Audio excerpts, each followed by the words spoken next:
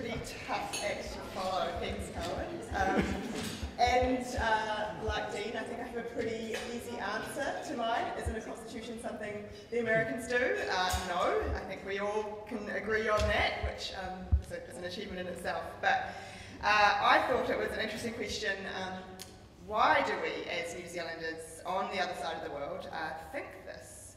And obviously ignoring those discussions around cultural imperialism and all those interesting things, perhaps a place to start is the lack of understanding.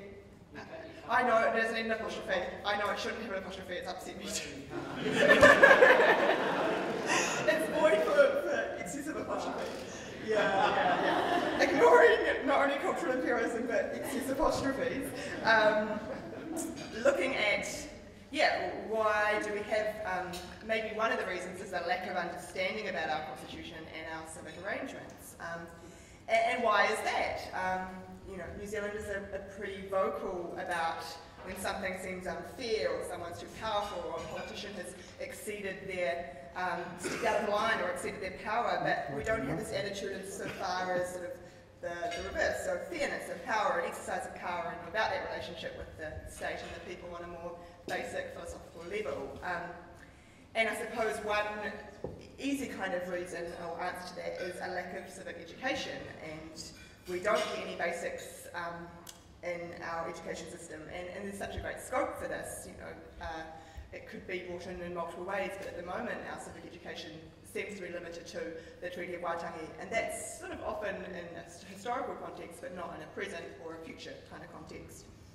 And also, personally, I think we don't foster in our education system a culture where discussing and questioning the status quo is encouraged or facilitated. If anything, the opposite, and it's discouraged. And perhaps, there is a bit of a cultural cringe element. It's interesting that I feel that I see, and perhaps discussion boards on stuff.co.nz isn't a good representation of this, but I feel like I see more discussions about the American Constitution and its elements than our own here in New Zealand on the other side of the world. And so there's obviously, there is a great effect of this lack of civic education, and listening this morning to some of our speakers, there was a kind of thread that we only find out when something goes wrong.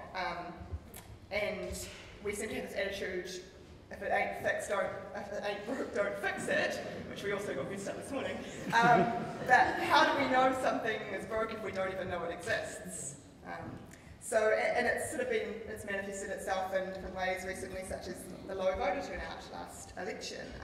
Don't know, no reason to care, won't turn up. And we don't seek to improve or advance it because we don't know what it is. And I think it leads to a general apathy and disengagement, which I think from society is a really big issue that we should all really care about. And even in this conversation we're having now, there's a risk of exclusion. There's so many people that can't participate in this great national conversation we want to have because they don't know the conversation A is happening or B what the conversation is.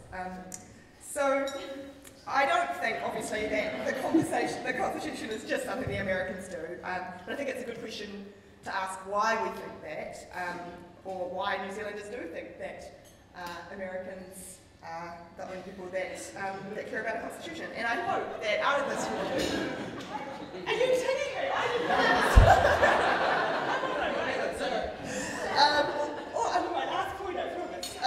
all I was going to say was that I hope that out of this constitutional review process, even if a greater change doesn't come, we can look at the fact that this has highlighted a lack of civic education in our country and reflect that it's been brought up in past reviews and that kind of thing, and maybe we could act on that.